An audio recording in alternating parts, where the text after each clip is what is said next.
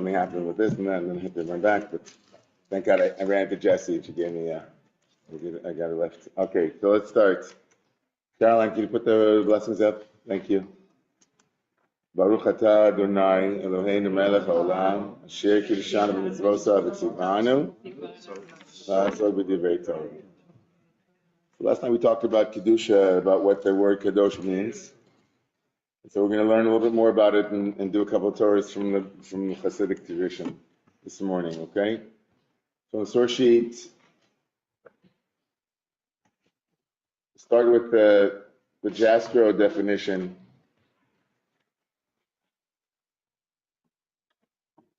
Kedusha.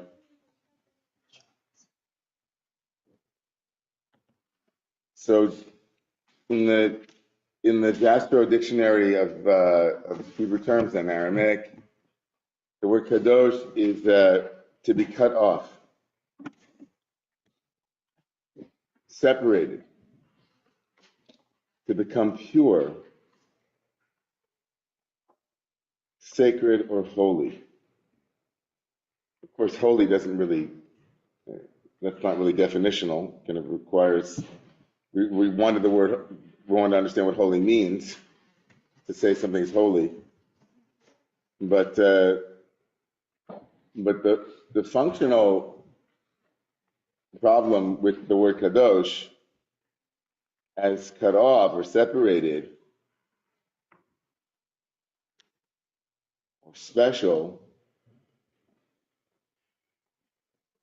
we'll get to that. What the problem with that is. But let's just understand. Let's look at the way Neil Gilman, in the 20th century theologian Neil Gilman, the way that he understands the implications of these definitions of kadosh. The separated quality, we should go a little bit further up, yeah. Separated quality is probably the basic meaning of the Hebrew word kadosh. Much like the English word distinguished, which can mean both separate and special, kadosh begins by meaning separate and ends by meaning special or sacred, holy or elevated. What's Neil wrestling to the ground here? What's Neil trying to wrestle with here?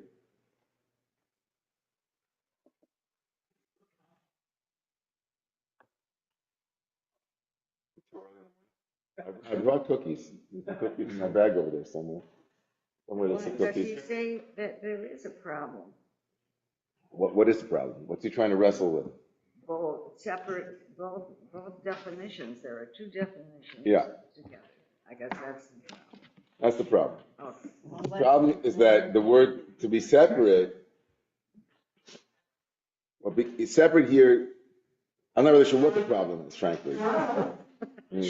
There's a problem, but it's not named as a problem per se, and it's not clear why it should be a problem. Kind of what I was alluding to earlier, the functional problem with the word kadosh being separate, is that in English to be separate is something that we don't assume is connected to the sacred, because we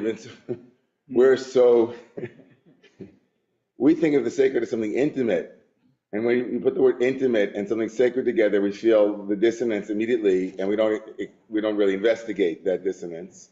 If it's assumed dissonance, is it kind of an inherited dissonance? Is it assumptive dissonance? But we don't necessarily think of the sacred as something that has to do with separation. Like not the, very modern assumption, or maybe a postmodern assumption.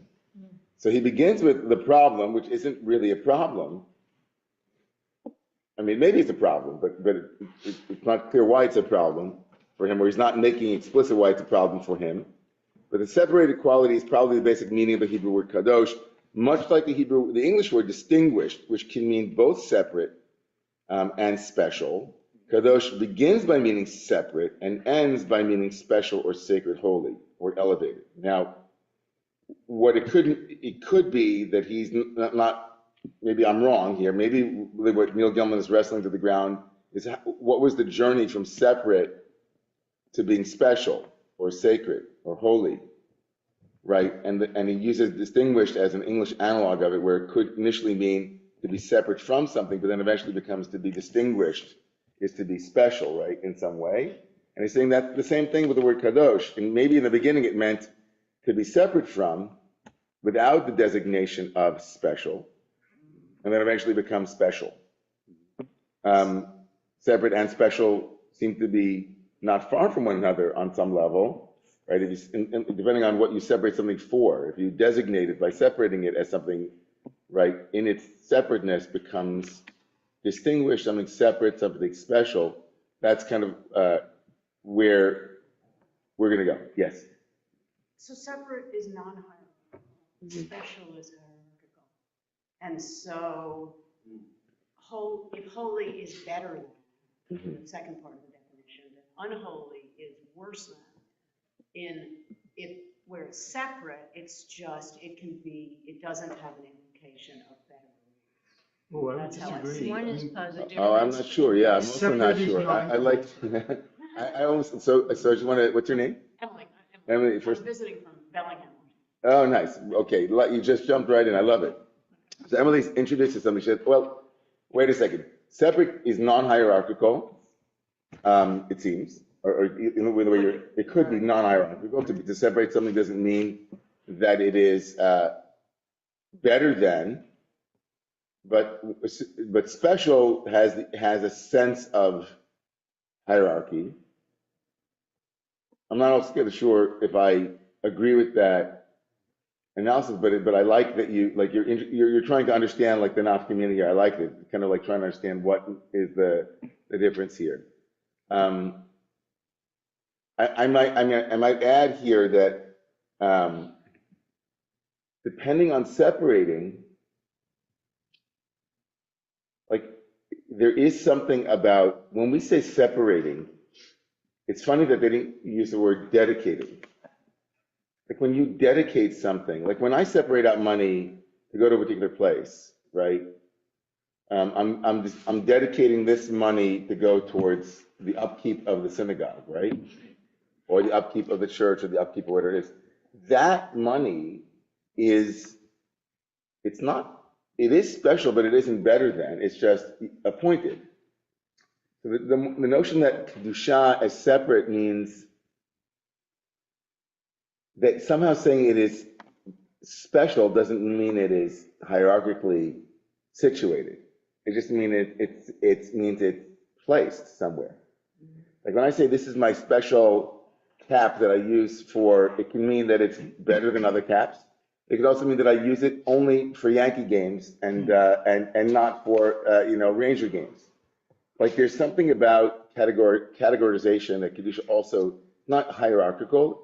It's designation or dedication. But he gets to the word elevated, that's the word. But elevated also doesn't, elevated in the sense of, well, we'll get to that. Let's look at Dusha in elevated terms. I think that others were going to jump in before, but yeah. David. Well, I'll just say quickly that for post-Holocaust to separate is not really. I'm so sorry. Could you please speak more into the mic? Thank you. Post-Holocaust, to separate, the verb to separate is, when I hear separate and what's going on with migrants and all that kind of stuff, it's taken on a new meaning.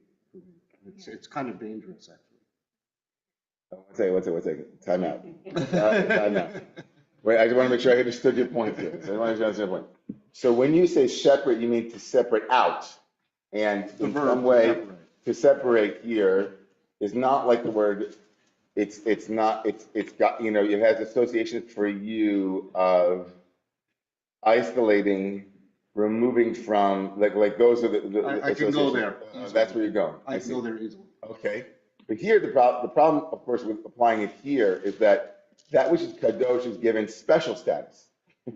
That which is separated out is then afforded and a valence that is,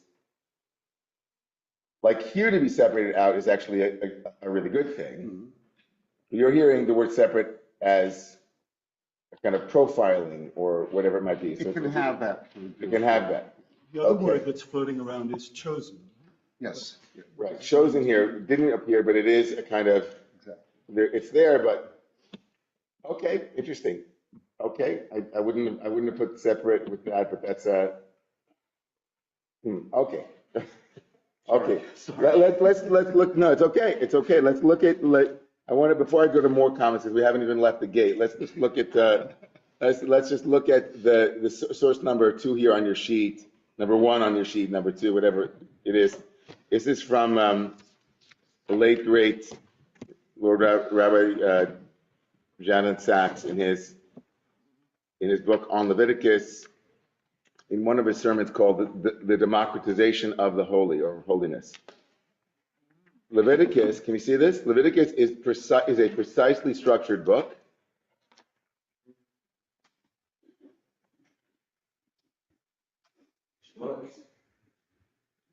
I don't know what that is, but it's a precisely structured book divided into 3 parts. The first is about the holy, specifically it is about sacrifices, and more generally about how to come close to God in the house of God.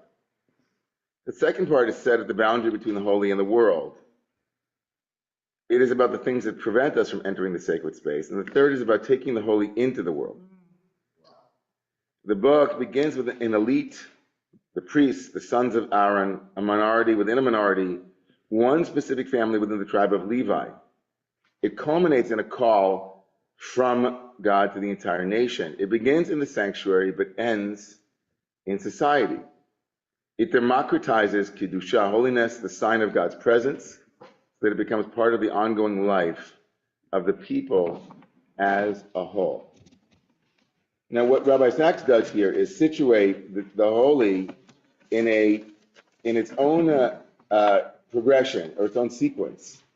So in Rabbi Sachs' reading the book of Leviticus as a manual of Kedusha, a manual of holiness, itself models, like a fractal, models the movement from the holy as separate to the holy as permeating. The holy as centered around a specific place, time, and people, as we'll see in a minute, to something that is pervasive. So that's the movement here for Rabbi Sachs. And what he says so beautifully is that this is, by the way, nothing's black and white except these. There we go. And yeah. So what begins in the sanctuary ends, he says, in society. So this kind of notion of a permeating Kedusha, that is democratized, not owned only by a particular group, a minority within a minority, or a chosen group within a chosen group, but rather the movement, like my friend Yehuda Kirchner says about the Bible itself, he says, is like an hourglass in terms of universalism and particularism. It begins with the universal in the beginning of Genesis. It narrows itself to the particular in the family of Abraham, and then later on in the prophets, Isaiah and so on, and Amos and all of them, it widens out again into the whole world, right? That God's knowledge will then fill the whole world like water fills the seas. So this kind of hourglass idea of the universal, the particular, and then the universal. Here we have the Kedusha is narrowed to a particular people, but then it begins, and it should radiate out. And that, he says, is in the structure of the book. The book itself begins in that way and then models it, because by the time the book of Leviticus ends, not just are the Kohanim supposed to be holy, but we are supposed to be holy. The whole of the Jewish people is supposed to be Kohanim, and then so on, like a much broader image. But the first instance of Kedusha we're going to look at in the Torah begins in chapter 2, in source number 3. Right? Right. The first time the word kadosh is used in the Torah, it's relative to time, which Abraham Joshua Heschel made a big stink about. Vayichulu hashamayim va'aretz v'chotz va'am vayichalohim b'yom hashvi melachto asher asa. We know this from what we now call the kiddush, the sanctification of the day. The kiddush is the kiddushing of the day, the holiness of the day, right? Vayivarech Elohim Yisrael Hashiva Kadesh also, and God blessed the first day. Now, before there was kedusha, there was blessing, right? God blesses the seventh day and then hallows it, makes it kadosh. What does that mean? So that means that Shabbat is distinguished. It's separated out. It is kadosh. Right? Heschel writes, and it was a famous phrase, right? That Judaism teaches us to be attached to holiness in time, to be attached to sacred events, to learn how to consecrate sanctuaries that emerge from the magnificent stream of a year. The Sabbaths are our great cathedrals, and our Holy of Holies is a shrine that neither the Romans nor the Germans were able to burn. The meaning of the Sabbath is to celebrate time rather than space. Don't agree with this at all. That's why I said he made a big stink about it. I don't agree with Heschel's emphasis. It's a decidedly rabbinic perspective in a world where rabbis were completely disconnected from the land because, of course, they had been exiled against their will from the land. And time became the most important medium in rabbinic theology. A people without a place, but that holds on to sacred time, can never have that. You can never be exiled from sacred time. It's kind of a compensatory, for those who are therapeutic, it's a compensatory model of a child who says, you know what, if I don't have it, then I really don't need it. Who needs sacred space, right? Okay. So it becomes a very fancy theology, and he writes a book that becomes a bestseller, and it's full of incredibly beautiful prose, but it's extremely partial in the way that it treats the importance of the land of Israel relative to the holiness of time. It's true that time is the first of the axes that are focused on, but it's not that there isn't a holiness in space as well. But anyway, he says it beautifully that Shabbat is to celebrate time. 6 days a week, we live under the tyranny of things of space. On the Shabbat, we try to become attuned to holiness in time. It is a day on which we are called upon to share in what is eternal in time, to turn from the results of creation to the mystery of creation, to the world of creation, to the creation of the world. Okay. Very typical Heschelian, like, reversals and from the creation of the world to the world of creation. Okay, great. But its function, of course, is to separate out a day from amongst the 7 days of the week and to say that it is kadosh. Now, is Shabbat holier than the rest of the week? Of course it is. If holiness means separate, it is much more separate than the rest of the week. Nobody thinks of Tuesday. We think of the 6 days of the week. Like there's only one Shabbat. There's only one day amongst the 7 that has this particular designation. And it then becomes kadosh, it becomes special, right? By virtue of having been separated out. It's more visible. It has a certain dimensionality to it that the other 6 days don't have. Now, is that Kedusha? Is that, if you are to imagine it the way that the Sachs imagines it, it's not, we're not done if we have holiness in time on Shabbat. We have to have holiness in time permeating the other 6 days too. So the Kedusha is, in a sense, the analog of the 7th day as Kadosh, if we see it as it's a status, it's always Kadosh, there's nothing else that can become Kadosh, then you're right, that it becomes special in ways that others can't be. But according to Sachs, the Kedusha of Shabbat, like all holiness, is not meant to remain only in the province of that thing. It's supposed to continue to move outward, right, and extend itself, to colonize, as it were. The Kedusha is imperial. Kedusha wants more and more land, as it were, in which to conquer for the sake of the Kadosh, right?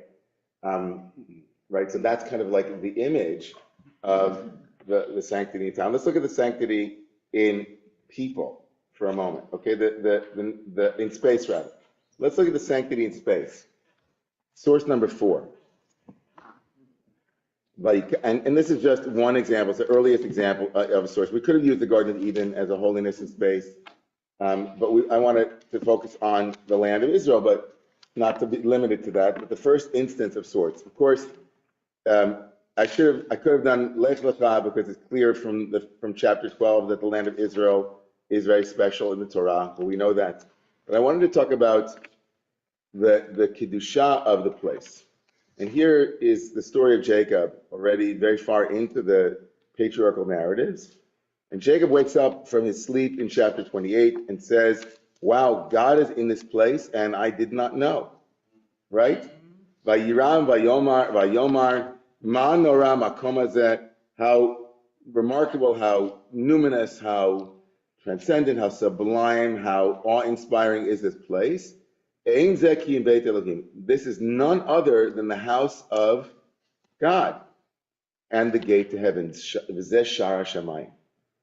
So we have like some places, for whatever reasons, this doesn't feel like it's been designated by God in the way that we usually think about the land of Israel, but some places have like a vortex. They're kind of like special, like a special place, right? There are some places, obviously theologically, Israel and so on, but we have in our own lives certain places that are unlike other places. A place that we go to and says, oh, this is my special place, right? My happy place, right? This is my place where I do my best writing, my best thinking. It's a place where I do my most, there's a place, you walk by a place in the city and say, and have memories that here at that place that no one else knows. You walk by a coffee shop where you had a date, or you had a best friend that you go to, and you think, no one in the world is thinking exactly the same thing about that one seat in that one restaurant in the back over there. That's my place. That's where, life pivoted for me. So we have a sense that there's special time. And by the way, we didn't talk about it outside of the context of Judaism. In the first instance, we know that there's special time. There is time that is distinct from other moments, in our lives that stand out for whatever reasons, right? Moments that we honor every year that come around here. It's our anniversary. Like what makes my birthday special? It's not, right? It's just your average end of March day, big deal. But for my mom and dad, and for people who know me, and love me, it's a special day. I came into the world, and other people like that too.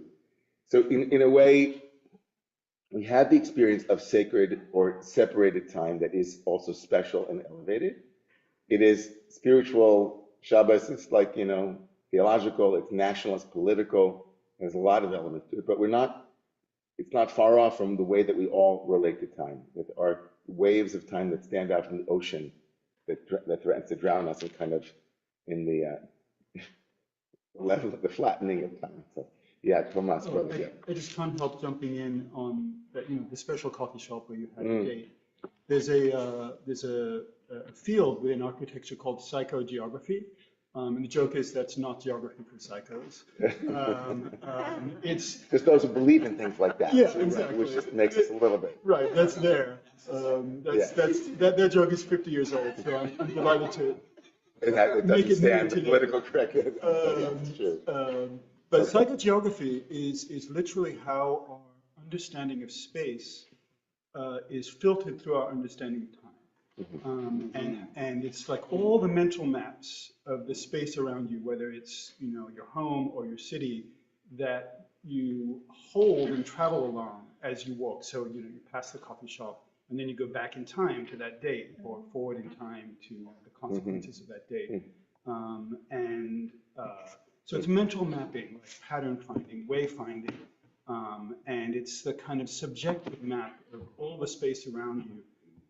That you achieve through time, through routine, through memory, and also through ritual, like even coming here, right, every Saturday morning, like becomes a psychogeography. And so it's the map making that we do in time. The reason I bring it up is that I think it complicates your wonderful complication of Heschel. Because if we were making the case to him for Israel, we would say, well, the magnificent stream of the year, this wonderful cycle of Sabbaths and of festivals. It's a pilgrimage festival, right? It's a harvest festival. What is pilgrimage? What is harvest? Except certain acts in relationship to space. From one place to another, gathering from the fields. And so, even embedded in this magnificent stream is this magnificent earth. Right? Land to go with the water. Right. So. Yeah, I love that. I mean, I remember being a yeshiva student in my early 20s, and I picked up a book on memory, and I was enamored by how people could, memorize tons of information. And early Greek memorization techniques involved, right, in the first place, like you say, in the first place. And that was a visualization. Oh, the memory palace. The memory palace, exactly. So that's the memory. So how you would locate items and then remember them by where they were placed. Yes. Right. So there's a kind of the recognition that we are. It's very somatized. Although time, it's very somatized. It's very earthy. It's very embodied. It's somaticized, right? The somatizing of our lives, it's kind of interesting to see Heschel move away from the concrete into the temporal, which of course isn't just compensatory. It's more abstract. It's a defense against exilic life and diasporic life, right? Right. If you've been exiled from your land and your mapping of it onto your psychogeographic mapping, you then make a theology of it. I mean, it's true. Like, you can't take away a cathedral in time. You can't burn it to the ground. And the Greeks, the Romans didn't, and the Babylonians couldn't. And right on the shadow of what he did, or what he made clear, is that we lived a kind of slightly disembodied life in that way, and that this, disconnected from geography, disconnected from history in that way. And that my friend Anna Levy-Lyons, member of the Romemu community, just wrote a book that just came out called The Secret Despair of the Secular Left. And it's a good title, I know. It's a really great title. One of her amazing sermons. She used to be a Unitarian minister. And one of the three elements of this despair is disembodied living. Mm-hmm. And she, writ large, when it comes to our relationship with the earth and technology and living in a modern period, we're very disembodied. We don't know where things come from. But she also relates it, I think, accurately to the Jewish, the disembodied, sometimes over 2,000 years. And in this, she echoes early Zionist thinkers, very strongly in labor Zionism, the importance of the land, the importance of the Kedusha, of the holiness of the land, and how it impacts. Of course, that also has its shadow, because you can see the land as ontologically essential. An essentialist perspective would not allow you to compromise any part of the land. The land itself could become idolatrous. This was the critique of Yishai Leibowitz and others, who saw the kissing of the Kotel, the Western Wall, and kind of the fetishizing of sacred relics as a danger, very Zen-like and very, very, very Deuteronomic, Deuteronomy seems to have a problem with that. Strong problem with any kind of concretization of the divine. But it's hard to argue that Kedusha as separate isn't also relative to the land of Israel, just like Shabbat is relative to the week. And then moving out, though, one would say, just like Shabbat, we hope to have more Shabbat in the rest of the week. We hope to have more of the holiness of the land in other places too, if that makes sense. I really want to just do one more piece about the holiness of peoplehood.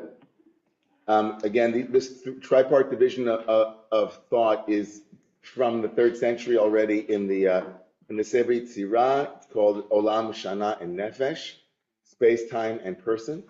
Holiness in time is Shabbat. Holiness in space is Eretz Israel, and holiness in person, of course, the Jewish people. Look at source 5. Ve'atayim shamot tishma'u b'koli u'shmartem et briti v'yitem li segula mikol ha'amim ki li kol ha'aretz. So this is me. Now listen to my voice and guard my covenant, keep the covenant, and be for me a segula, a treasure, from amongst all the nations. For the land, all the land is mine. It's interesting to see that connection between chosenness and land. Here, presumably, euphemistically, it means, since I own all the land and all the people on those lands, as it were, they're all my creation, I'm allowed to elevate you. And you will be for me a kingdom of priests and a holy nation. There's the phrase, Goy Kadosh. A holy nation. These are the things that you should tell the children of Israel. So this is now hearkening back to the phrase, the image of Sachs, who said that it is a democratizing, extension from the priests unto the whole nation, and the whole nation become a nation of priests, and a Goy Kadosh, a holy nation. We're separated out, the Havdalah. We're separated out in that way. Now, the question, of course, is, what does that separation mean? Because that's what we started with today. What does it mean to be separated out? If you look at source number 6, you see the same language used in in matrimonial context, right? Right, this is the vow that one makes when one is committing to a special relationship. Harei mikudeshet li kedat Moshe Yisrael. That's the phrase that in traditional Judaism, traditional Jewish law, it would be the groom to the bride. In our version of that, it would be, any two lovers who are committing to be with one another. They use the term kiddushin mikudeshet. Now that term has come under fire over the last 20 years, 30 years, because there's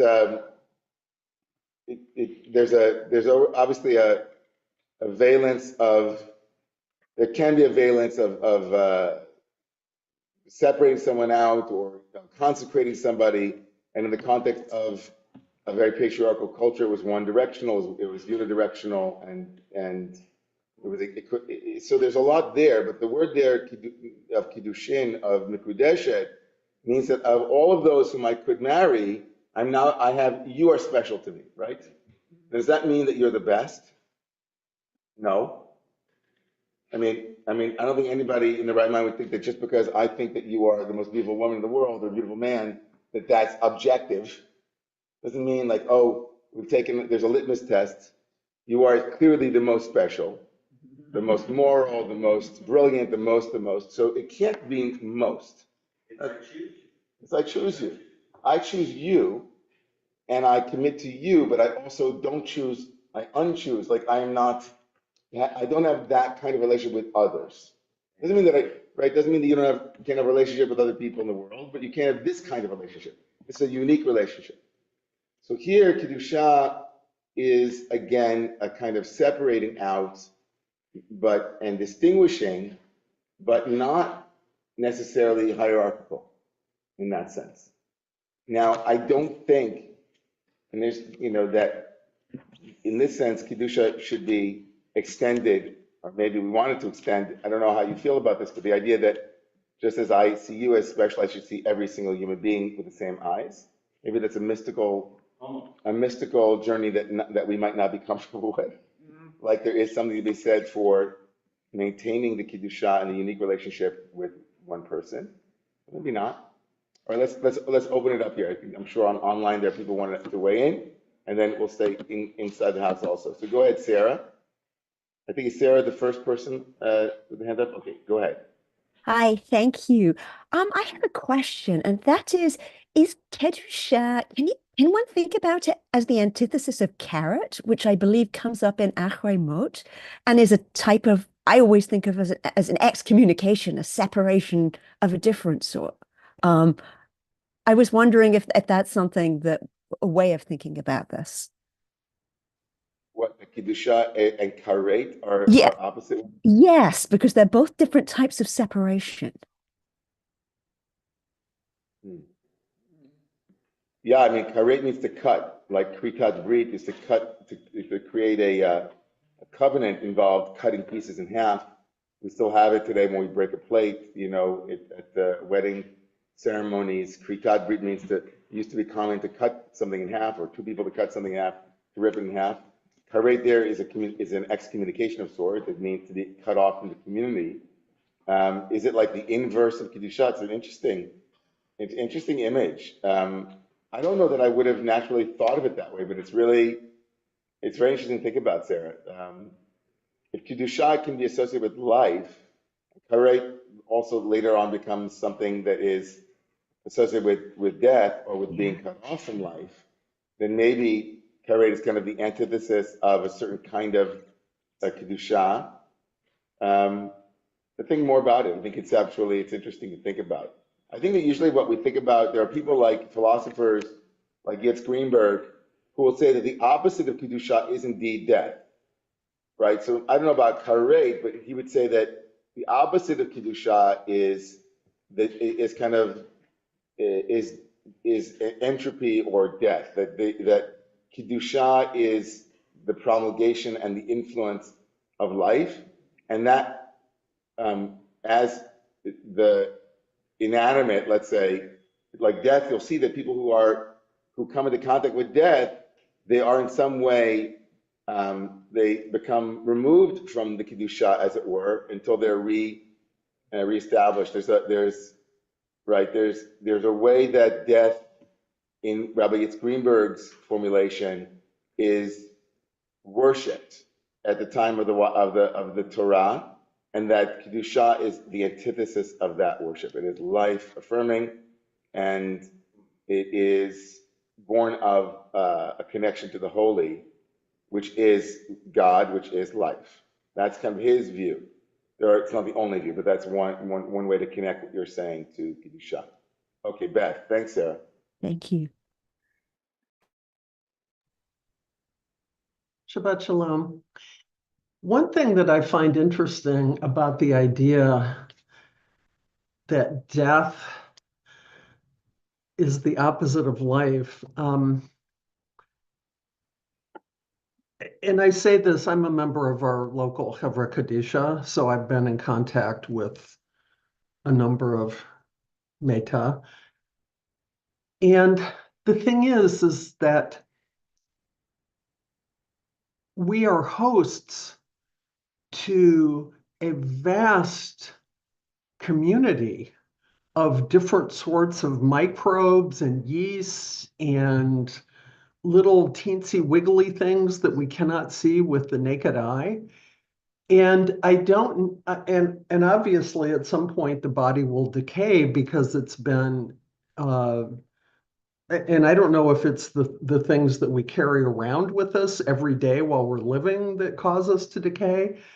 But at no point is the meta ever completely dead. You know, the life that we think of, the human life, the soul life, that seems like it's gone and there's no more volition of the body. But the corpse itself is teeming with life. So I just wanted to throw that out there. Dibarti.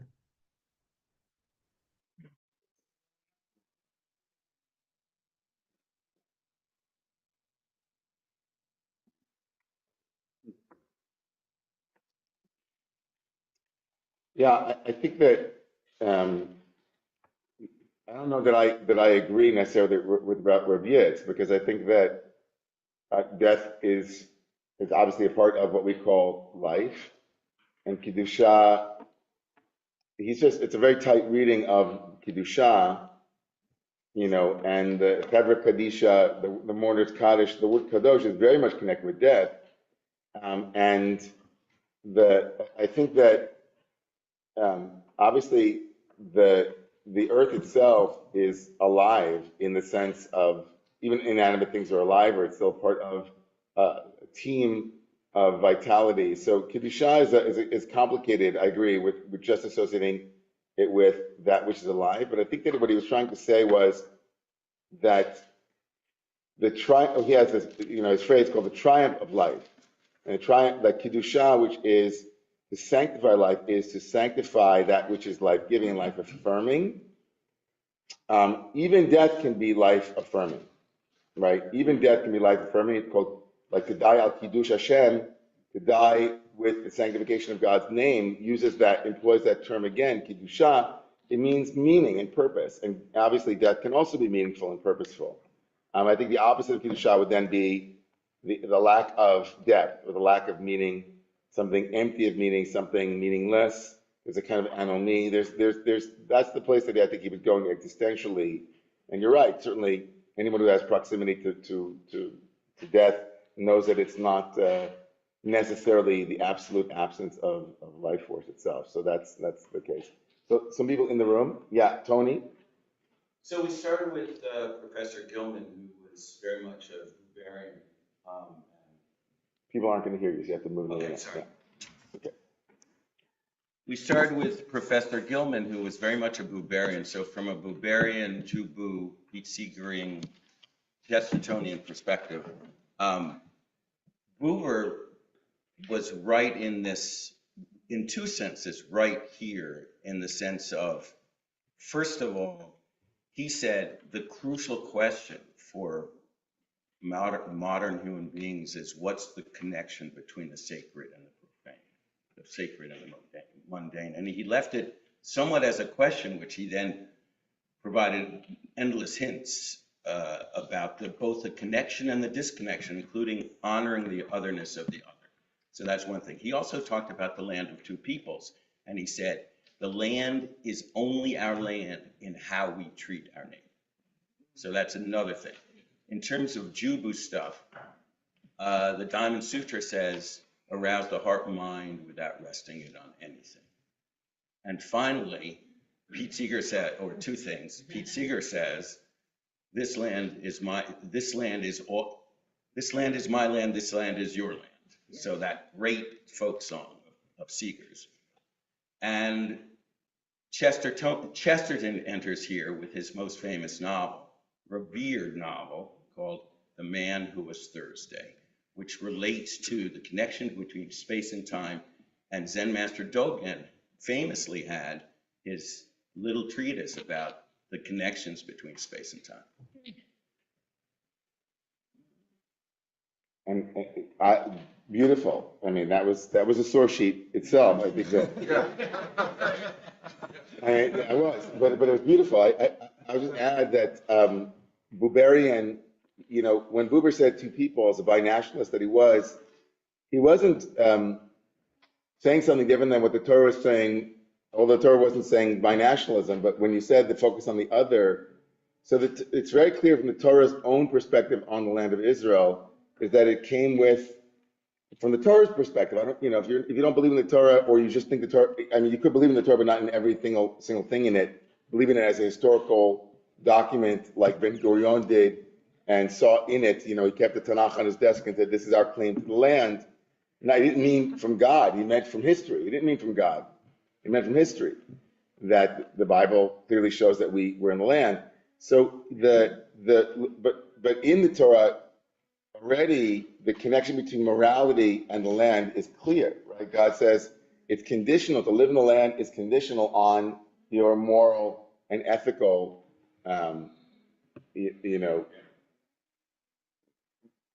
pathways, like your evolution. But the land depends on that. Now, I'm thankful that I don't necessarily agree with that. I think Jews should be able to have their land, whether they're nice people or not nice people, it's their land, and they should be nice people, but that's not conditional. Like, I'm not a big fan of that way of thinking, because unless we apply it across the board to every single nation state and every single group, indigenous and otherwise, who are in lands, and say, like, because you can't have your cake and eat it. You can't be somebody who has distaste for being the chosen people, but then apply that to Israel and say, like, I don't really like that chosen people stuff, but Israel better be a really good, ethical, moral people. Otherwise, they shouldn't be in the land. Like, that's the world's view. I know. It's just a complete, total hypocrisy and double standarding that is just so brazen and blatant and absurd. But I do think that nations should strive to be moral and ethical and evolve. It's a little different. Yeah, no, I don't mean nice. I mean moral and ethical. I didn't say the word nice. I said moral and ethical. You can be moral and ethical and it doesn't feel nice at all. But in any event, back to this notion of Kedusha just for a second, so we just ground ourselves before we go a little bit forward. But the Torah this morning is not necessarily, it complicates things here, because as much as the Torah, in the examples that I've given, seem to claim Kedusha as a status, intrinsic to these three dimensions. There is holiness in time. There is holiness in space. There is holiness in person. It's obvious that that intrinsic quality is also met with an arc of evolution, right? There is a possibility of evolving holiness, of adding holiness, of refined holiness, right? It's not just that Shabbat is separated out and it's holy unto itself without any effort on our part. It's true, it is, but there's also a component where we have to actually engage in making it holy and honoring that. And the same thing is true of the land, and that's what we were just speaking to, Tony, that the land of Israel has an intrinsic, according to our tradition, intrinsic holiness, whatever that is, right? But it's also true that it can be desecrated and it can also be consecrated. And the same thing is true of people, right? The Torah in this week's Torah portion says, even though, right back in the book of Exodus, it said that you are my holy nation, Goy Kadosh. But it says you will be, and it says in this week's Torah portion, Kadoshim to you. You must be holy, right? You must continue to evolve in holiness. And in fact, the next, like the chapter called the Holiness Code, chapter 19, is our pathways to being Kadosh. So it's not just a status that is conferred upon us, but it's an obligation that we have to live into, to be more and more holy, right? To be holy. Yeah, Jeff. Is it valid to sort of look at the rules of holiness or the idea of holiness? Jeff, It's can like you speak into the microphone before Caroline reminds you? Is it valid to say that the holiness, either in place or time, it's kind of like a spiritual practice, like the story you told last night about the hammer? The hammer, yeah. Hammer is a hammer. Every moment, Could every be. moment of life, every place on earth, whether it's Israel or not, I think God would say, and our tradition would say, should be treated with, all the stuff that makes for holiness. So is like Shabbat a spiritual practice for how to be holy on Tuesday? Is that one way of looking at it? And is Israel a place to practice being holy? Because like the idea of Or L'Goyim, it was supposed to be an example.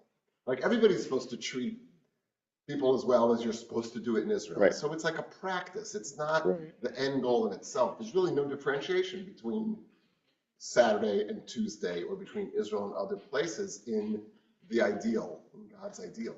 Right. So we always get into this problem. This is like almost an inevitable problem with deep thinkers, and Rum was a group of deep thinkers.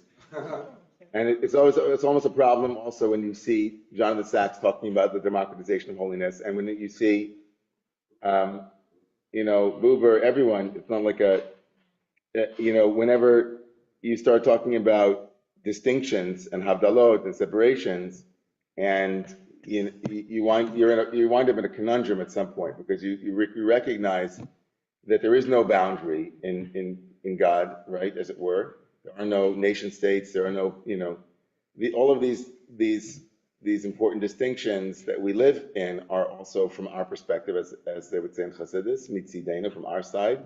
But from God's side, what does that mean?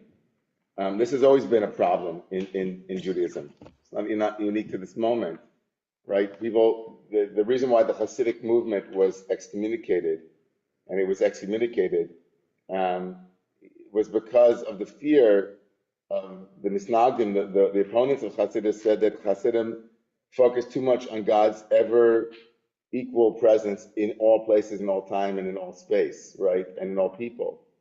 And they were worried that position, called non-dualism, or called divine immanentism, God in all things, would erode the halachic parameters by which Jews had lived their lives for some 2,000 years, and they were seen as a distinct danger.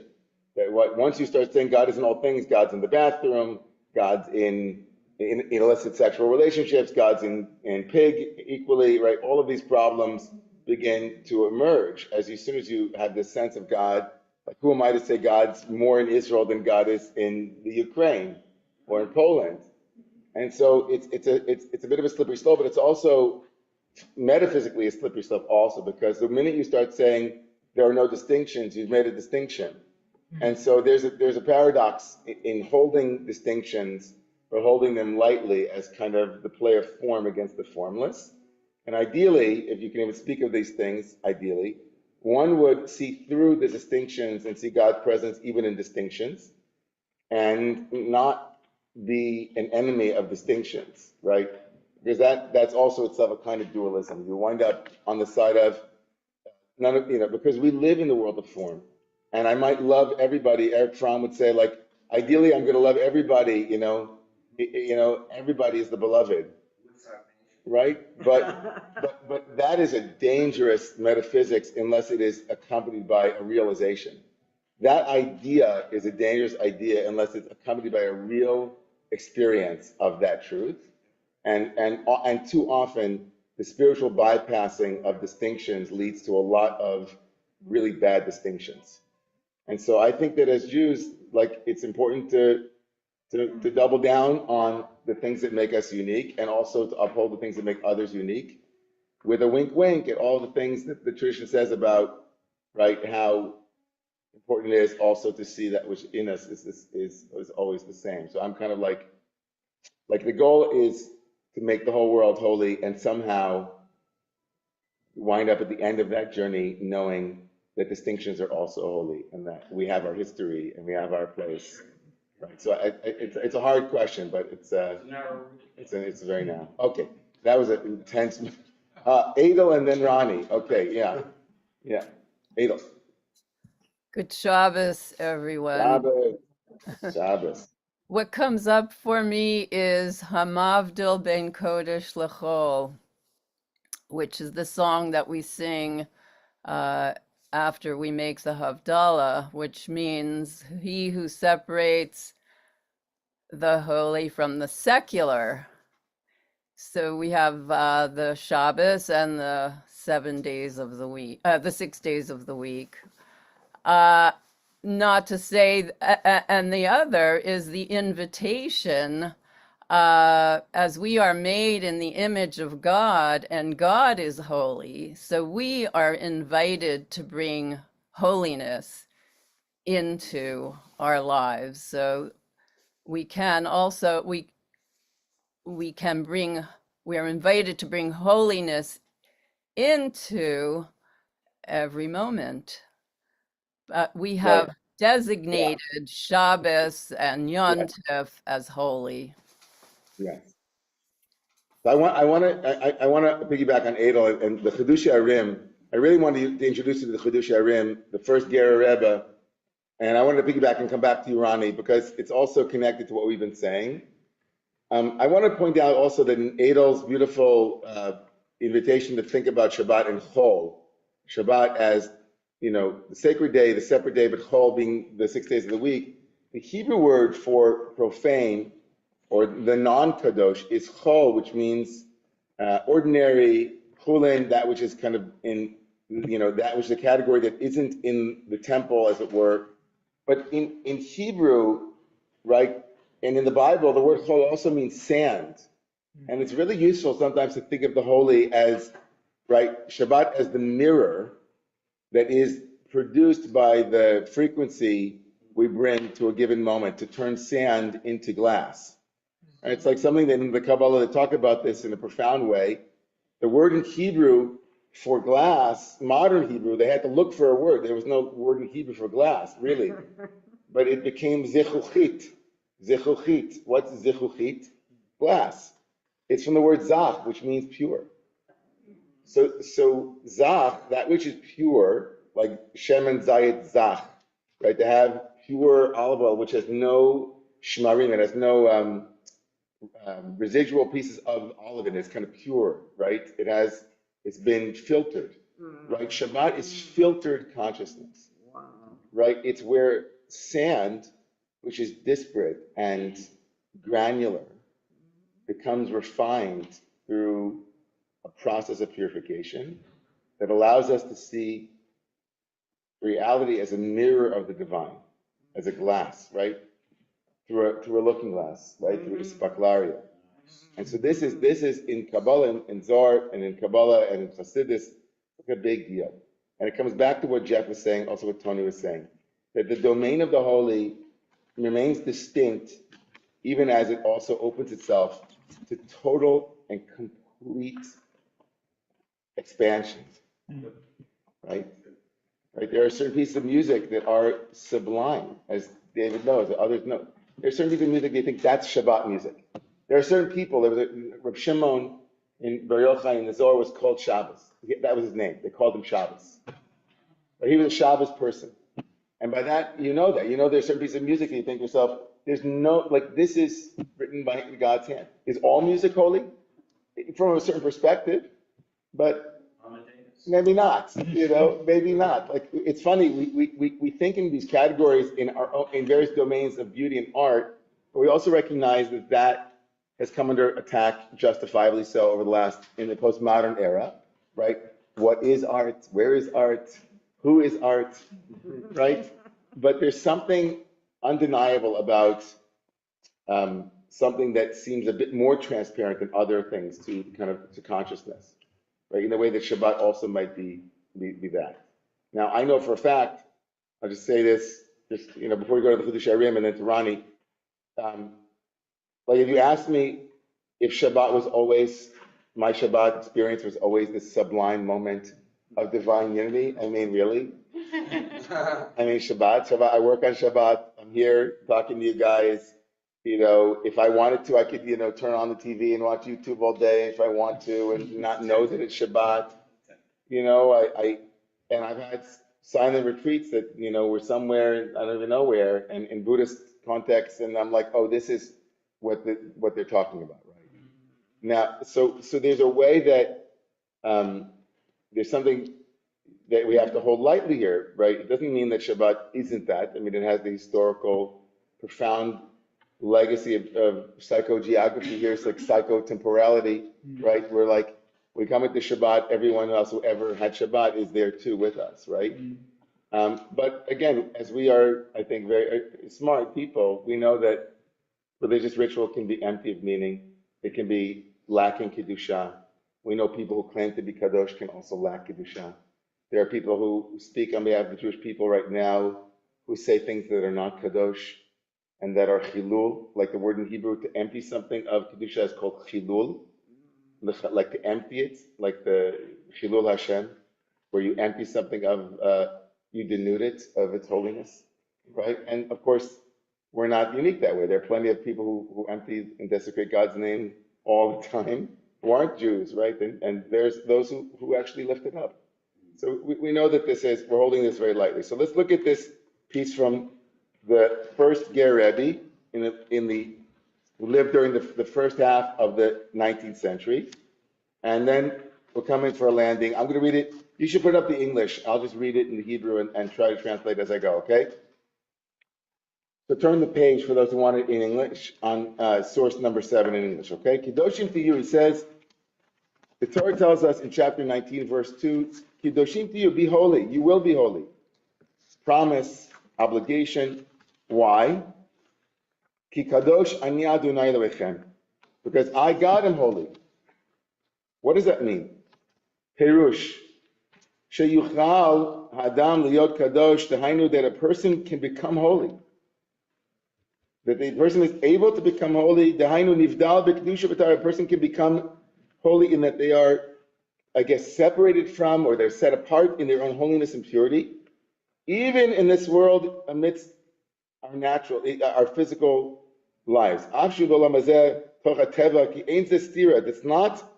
That is not a contradiction, right? In Plato's worldview, right, the forms are what matters, but not the replica here, right? It's the abstract substance, as it were, right? That's what really matters. But and Jews, to some extent, who bought into that worldview, like the Rambam and others, became slightly more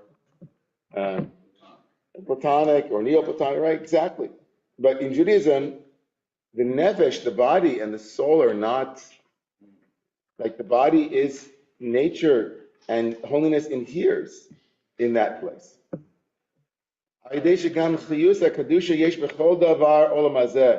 Says the aliveness of holiness. Here's where he connects aliveness and holiness to one another, right? The aliveness that is the charge of the holy. The holy should feel like something is charged, right? There's a charged presence. And we know that. By the way, this is another proof to what was being said earlier by Beth. The Chevra Kadisha, when you're in the presence even of a body that no longer has the full presence of the soul in it, you still feel its holiness. It's still charged. The charge of aliveness is still in the room, and God's presence is very present. In Kol Zeh, Kamoshahu B'toch, he says,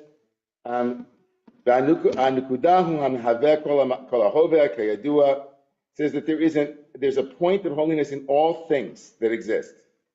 And that's what it means, Ani Adonai Elohechem. Right?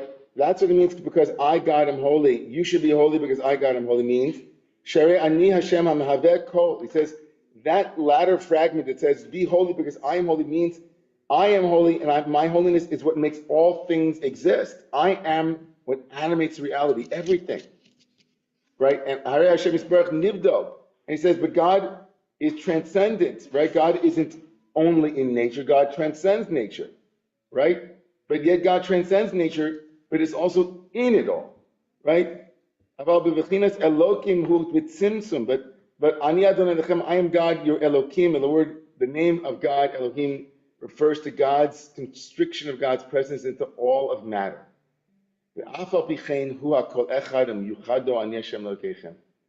Says, even so, even though God, as it were, removes God's presence to allow there to be a sense of separateness, even so God is still in all things, in all places, and in all, in everything that is real. And he says,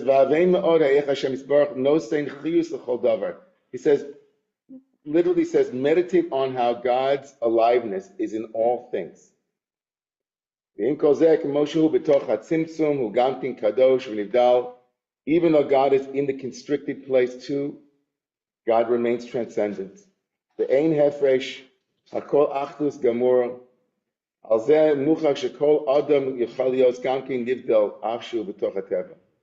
says this is a main thing, and I'll stop here. He says, in the analog, he says, all human